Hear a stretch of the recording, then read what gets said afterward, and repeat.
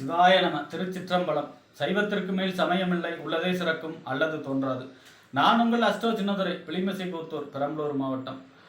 மீனராசி ஆவணி மாத பலன் 2026 நிகழும் மங்களகரமான வராபவ வருடம் தமிழ் மாதங்களில் 5வது மாதம் ஆவணி மாதம். மீனராசிக்காரர்களுக்கு எப்படிப்பட்ட கிரக நிலைகள் இருக்கிறது, அதனால் என்ன பலன்கள் ஏற்படும், இந்த மாதம் செய்யக்கூடிய வழிபாடுகள் என்ன, பரிகாரங்கள் என்ன என்பதையெல்லாம் பற்றி இந்த காணொலியிலே பார்ப்போம். இதுபோன்ற தொடர்ந்து தமிழ் மாத ராசி பலன்களை தெரிந்து கொள்ளவும், ஜோதிட தகவல்களை தெரிந்து கொள்ளவும் நமது சேனல் அஸ்ட்ரோ சின்னதுரை சப்ஸ்கிரைப் செய்து கொள்ளுங்க, லைக் பண்ணுங்க, நண்பர்களுக்கு ஷேர் பண்ணுங்க. அதாவது பார்த்தீங்கன்னா, சூரியன் சிம்ம ராசியில ஆட்சி பெற்று செஞ்சிருக்கக்கூடிய காலம்தான் இந்த ஆவணி மாதம். அப்போ ஆவணி மாதம் 6ஆம் தேதி வாஸ்து நாள். அதாவது புதிதாக வீடு கட்டுவதற்கும் மனை கொள்வதற்கும் மிக அற்புதமான நாள். அதாவது வளர்பிறையில் வருது, முகூர்த்த நாளில் வருது, அதுவும் லீவு நாளில் ஞாயிற்றுக்கிழமை வருது. மிக அற்புதமான வாஸ்து நாள். அடுத்ததாக பார்த்தீங்கன்னா, ஆவணி மாதம் 11ஆம் நாள் வரலட்சுமி விரதம். அன்றைய தினம் விரதம் இருந்து மகாலட்சுமியை வழிபாடு செய்ய வேண்டும், அம்பாள் வழிபாடு செய்ய வேண்டும். விரதம் இருந்து பெருமாள் கோயில் சென்று தாயார் சன்னதிக்கு நெய் விளக்கேற்றி மல்லிகை பூசாற்றியோ அல்லது தாமரை மலர் பூசாற்றியோ வழிபாடு செய்கிறது. அப்படி இல்லைன்னா வீட்டிலேயே விரதம் இருந்து ஒரு மகாலட்சுமி படம் வச்சு ஒரு முன்னாடி வந்து ஒரு நெய் விளக்கு ஏற்றி 108 அல்லது 1008 போற்றி தாமரை மலர்களால் அர்ச்சனை 108 போற்றியோ அல்லது 1008 போற்றியோ ஜெபிச்சு மகாலட்சுமியை வழிபாடு செய்யும் பொழுது வீட்டிலே செல்வ வளம் பெருகும், செல்வ செழிப்பு உண்டாகும், குடும்பம் மகிழ்ச்சியாக இருக்கும். அடுத்ததாக பார்த்தீங்கன்னா, ஆவணி மாதம் 19ஆம் தேதி சனி ஜெயந்தி. சனீஸ்வரர் பகவான் பிறந்தது. மீனராசியை பொறுத்த வரைக்கும் ஜென்மசனி நடக்குது. ஏழரை சனியில் ஜென்மசனி நடக்குது. சனியோட பாதிப்பு அதிகமாக உள்ள ராசி மீனராசி. ஏன்னா உடம்புல சனி இருக்கார். ஜென்ம சனியில் தான் சிவபெருமானே தன்னுடைய தாரத்தை இழந்தது, அதாவது சனி தேவி இழந்தது. அவ்வளோ பவர்ஃபுல்லான சனி. ஆனாலும் இப்போ கொஞ்சம் வக்கரமாக இருக்கார். உங்கள் ராசிநாதன் பார்வையில் இருக்கார். அதனால இப்போ பாதிப்பு குறைஞ்சி காணப்படுது.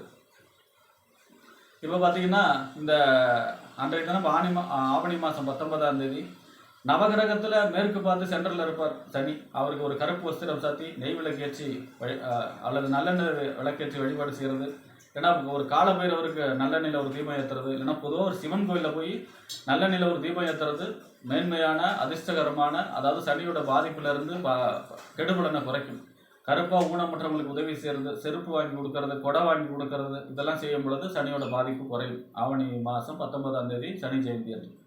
ஆவணி மாதம் 26ஆம் தேதி செவ்வாய் ஜெயந்தி. நவகிரகத்தில் செவ்வாய் பிறந்தது. சனியும் செவ்வாய் பிறந்தது ஆவணி மாதம் தான். அப்போ பார்த்தீங்கன்னா, அன்றைய தினம் பார்த்தீங்கன்னா, நவகிரகத்தில் தெற்கு பார்த்து சென்ட்ரலில் இருப்பார் செவ்வாய். அவருக்கு ஒரு சிவப்பு வஸ்திரம் சாத்தி நெய் விளக்கேற்றி வழிபாடு செய்கிறதும், இல்லைனா முருகனுக்கு ஒரு நெய் விளக்கு போடுறதும், இல்லைனா வீரபத்ர சாமிக்கு ஒரு நெய் விளக்கு போடுறதும், இல்லைனா மதுர வீரசாமிக்கு ஒரு நெய் விளக்கு போடுறதும், இல்லைனா பெருமலை முத்தையாவுக்கு ஒரு நெய் விளக்கு போடுறதும் உங்களுக்கு செவ்வாயோடைய பலத்தை கூட்ட உதவும். இவங்கெல்லாம் செவ்வாயோட அம்சம்.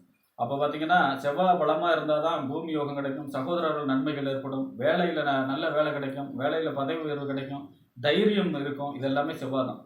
அப்போ பார்த்தீங்கன்னா, அன்றைய தினம் செவ்வாய் வழிபாடு செய்வது சிறப்பு.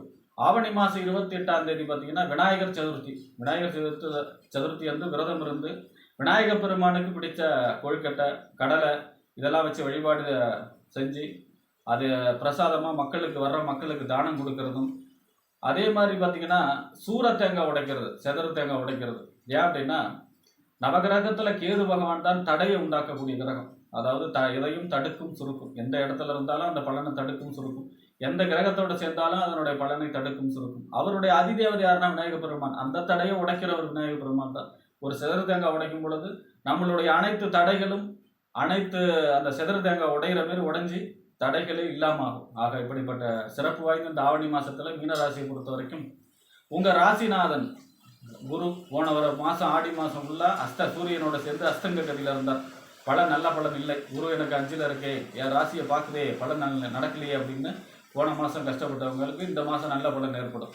அது அஸ்தங்க நிவர்த்தி அடைகிறார். அதனால் பார்த்தீங்கன்னா உங்கள் ராசிக்கு 2ஆம் இடம் வாக்கு, தனம், குடும்பம், வருமானம் அப்படின்னு சொல்லக்கூடிய 2ஆம் இடத்திற்கும், அதே போல் பார்த்தீங்கன்னா 9ஆம் இடம் என்று சொல்லக்கூடிய தந்தை ஸ்தானம், பாக்கிய ஸ்தானம், தொலைதூர பயணம், உயர்கல்வி ஸ்தானத்துக்கு அதிபதி செவ்வாய். இந்த செவ்வாய் உங்கள் ராசிக்கு 4ஆம் இடத்துல செஞ்சிருக்கிறார். வீடு, வண்டி, வாகனம், மனை, தாயார், சொத்து, சுகஸ்தானம். பொதுவாக அசையா சொத்து சொல்லக்கூடிய கிரகம் செவ்வாய். அசையா சொத்தை சொல்லக்கூடிய இடம் 4ஆம் இடம். வீடு கட்டக்கூடிய யோகம், நிலம் வாங்கக்கூடிய யோகம், அதே மாதிரி வீடு கிரக பிரவேசம், கிரக ஆரம்பம் இதெல்லாம் செய்யக்கூடிய அமைப்பு, உங்கள் இடத்தையே நிலத்தையே நல்ல விலைக்கு விற்கக்கூடிய அமைப்பு, வாகனம் வாங்கக்கூடிய அமைப்பு, வாகனத்தை எக்ஸ்சேஞ்ச் செய்யக்கூடிய அமைப்பு, தாய் வழி நன்மைகள், இந்த மாதிரியான அதிக அளவு நன்மைகள் ஏற்படும். மாதம் முழுவதும் செவ்வாய் நாளில் தான் இருக்கார். அசையா சொத்துக்கள் மூலமாக நன்மைகள் ஏற்படும். அடுத்ததாக பார்த்தீங்கன்னா உங்கள் ராசிக்கு 3ஆம் இடம் முயற்சி ஸ்தானம், வெற்றி ஸ்தானம், இளைய சகோதர ஸ்தானம், ஒப்பந்தம், கையெழுத்தெல்லாம் சொல்லக்கூடிய இடம். 3ஆம் இடத்திற்கும் 8ஆம் இடம் என்று சொல்லக்கூடிய மறைவு ஸ்தானத்துக்கு அதிபதி யாரு அப்படின்னா சுக்கிரன். இந்த சுக்கிரன் உங்கள் ராசிக்கு 7ஆம் இடத்துல நீச்சகதியில் சஞ்சரிக்கிறார்.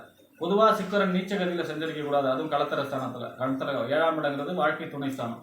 அப்போ 7ஆம் இடத்துல நீச்சகதியில் சஞ்சரிக்கிறார் 16ஆம் தேதி வரை. அதன் பிறகு 8ஆம் இடத்துல ஆட்சி பெற்று சஞ்சரிக்கிறார். அப்போ அவருடைய சஞ்சாரம் சரியில்லை. 7ஆம் இடத்துல சஞ்சரிக்கும் போது நன்மை செஞ்சாலும் நீச்சகதியில் இருக்கிறதுனால, 8ஆம் இடத்துக்கு வரும்பொழுது ஆட்சி பெற்றாலும் 8ஆம் இடமா இருக்கிறதுனால சுக்கிரன் அனுகூலமாக இருக்கிறது. அனுகூலம் இல்லாமல் இருக்கிறதுனால மகாலட்சுமி இந்த மாதம் முழுவதும் மகாலட்சுமி வழிபாடு செய்யணும். வெள்ளிக்கிழமையில பெருமாள் கோவில் சென்று தாயார் சன்னதிக்கு நெய்விளக்கேற்றி மல்லிகைப்பூ அல்லது தாமரை மலர் சாத்தி வழிபாடு செய்யும் பொழுது 8ஆம் இடங்கிறது 16ஆம் தேதிக்கு அப்புறம் ஆட்சி பெறாரு இல்லையா? அப்போ 8ஆம் இடங்கிறது எதிர்பாராத நன்மை, எதிர்பாராத தீமை ரெண்டையும் செய்யும். அதிர்ஷ்டத்தையும் சொல்லும், துரதிர்ஷ்டத்தையும் சொல்லும். அப்போ நீங்கள் வழிபாடு மகாலட்சுமி வழிபாடு செய்யும்போது எதிர்பாராத அதிர்ஷ்டம், எதிர்பாராத நன்மை, ரேஸ், லாட்ரி, இந்த மாதிரி குறுக்கு வழி ஈடுபாட்ட பெரிய நன்மையும் செய்யும். இந்த மாதத்தின் பிற்பகுதி 16ஆம் தேதிக்கு அப்புறம் கும்பராசிக்கு மகாலட்சுமி வழிபாடு செய்யும். மீனராசிக்கு மகாலட்சுமி வழிபாடு செய்யும்போது 8ஆம் இடம் வலுவடைகிறதுனால 16ஆம் தேதிக்கு அப்புறம். அடுத்ததாக பார்த்தீங்கன்னா உங்கள் ராசிக்கு 4ஆம் இடம் வீடு, வண்டி, வாகனம், மனை, தாயார், சொத்து, சுகஸ்தானம். 4ஆம் இடத்திற்கும் 7ஆம் இடம் என்று சொல்லக்கூடிய கணவன் அல்லது மனைவி ஸ்தானம், நண்பர்கள் ஸ்தானம், கூட்டு தொழில், சமூகம், வாடிக்கையாளர் சொல்லக்கூடிய இடம். இந்த 4க்கும் 7க்கும் உடையவர் யாருன்னா புதன். இந்த புதன் உங்கள் ராசிக்கு 5ஆம் இடத்துல சஞ்சரிக்கிறார். 5ஆம் தேதிக்கு அப்புறம் 6ல் சஞ்சரிக்கிறார். 6ஆம் தேதியிலிருந்து 21ஆம் தேதி வரை 5ல் தான் அதாவது 6ஆம் இடத்துல தான் சஞ்சரிக்கிறார். மறுபடியும் 21ஆம் தேதிக்கு அப்புறம் உங்கள் ராசிக்கு 7ஆம் இடத்துல ஆட்சி உச்சம் மூல திரிகோணத்தில் சஞ்சரிக்கிறார். அப்போ பார்த்தீங்கன்னா உங்கள் ராசிக்கு புதன் 4ஆம் இடத்திற்கும் 7ஆம் இடத்துக்கும் அதிபதி 5ஆம் இடத்துலையும் 6ஆம் இடத்துலையும் 7ஆம் இடத்துலையும் இந்த மாதம் ஃபுல்லாக சஞ்சரிக்கிறார். அப்போ பார்த்தீங்கன்னா 6ஆம் இடத்துல, அதாவது 5ஆம் தேதியிலிருந்து 21ஆம் தேதி வரைக்கும் 6ஆம் இடத்துல சஞ்சரிப்பது நன்மையான பலன் இல்லை. வாழ்க்கை துணையிடம் விட்டு கொடுத்து செல்ல வேண்டும். அதே மாதிரி பார்த்தீங்கன்னா வாழ்க்கை துணையுடைய ஆரோக்கியத்தில் அக்கறை செலுத்த வேண்டும். நண்பர்கள் விஷயத்தில் கவனமாக இருக்க வேண்டும். ஜாமீன், கையெழுத்து, இந்த மாதிரியான விஷயங்களில் ரொம்ப கவனமாக இருக்கணும். குழந்தைகள் சம்பந்தமான விஷயங்களையும் கவனமாக இருக்கணும். அதாவது ஆரோக்கியத்தில் கவனமாக இருக்கணும். 5ஆம் தேதியிலேருந்து 21ஆம் தேதி வரை. அப்போ பெருமாள் கோயிலுக்கு தான் போகிறீங்க, ஏற்கனவே மகாலட்சுமி வழிபாடு செய்ய. அங்கே பெருமாளுக்கும் ஒரு நெய்விளக்கேற்றி வழிபாடு செய்கிறது நல்லது. அதாவது நின்று கொண்டு அருள்பாலிக்கக்கூடிய பெருமாள் புதனுடைய அம்சம். அப்போ பெருமாள் கோயில் போகும்போது மகாலட்சுமி வழிபாடு செய்யும் பொழுது பெருமாளுக்கும் ஒரு நெய்விளக்கு பெற்று வழிபாடு செய்யும் பொழுது புதனையும் ஆக்டிவேட் பண்ண மாதிரி இருக்கும். ஆனால் 21ஆம் தேதிக்கு அப்புறம் அவர் 7ஆம் இடத்துல ஆட்சி உச்சம் மூல திரிகோணத்தில் சஞ்சரிக்க போகிறார். திருமணம் கைகூடும், குழந்தை பிறப்பு, 7ஆம் இடம் 2வது குழந்தை பிறப்பு, கருவுண்டாகக்கூடிய அமைப்பு, கூட்டு தொழிலில் நன்மைகள், வாடிக்கையாளர்கள் தொழிலில் பெருகக்கூடிய அமைப்பு, நண்பர்கள் வழி நன்மைகள், ஆதாயங்கள், வாழ்க்கை துணை வழி பெரிய நன்மைகள், அதாவது தாய்மாமா வழி நன்மைகள், சமயோசித புத்தியால், உங்களுடைய சமயோசித புத்தியால் கமிஷன், ஏஜென்சி, இந்த மாதிரியான தொழில் செய்பவர்களுக்கு பெரும் நன்மை, லாபம், அதிர்ஷ்டம் இதெல்லாமே உண்டாகும் மாதத்தின் பிற்பகுதி. அப்போ இந்த மாதம் மகாலட்சுமி வழிபாடு செய்யணும். அதே மாதிரி பெருமாள் வழிபாடு செய்யணும். அடுத்ததாக பார்த்தீங்கன்னா உங்கள் ராசிக்கு 6ஆம் அதிபதி சூரியன்.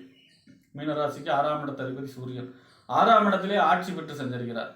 அப்போ உஷ்ண சம்பந்தப்பட்ட நோய்களில் கவனமாக இருக்கணும். அதாவது தீராத தலைவலி, கண் சம்பந்தமான பிரச்சனை, முதுகெலும்பு பாதிக்கிறது, காய்ச்சல், இந்த மாதிரியான உங்களுடைய உஷ்ண சம்பந்தப்பட்ட நோய்களில் ஆரோக்கியத்தில் கவனமாக இருக்கணும். அதே போல் பார்த்தீங்கன்னா நெருப்பு விஷயத்துலையும் கவனமாக இருக்கணும்.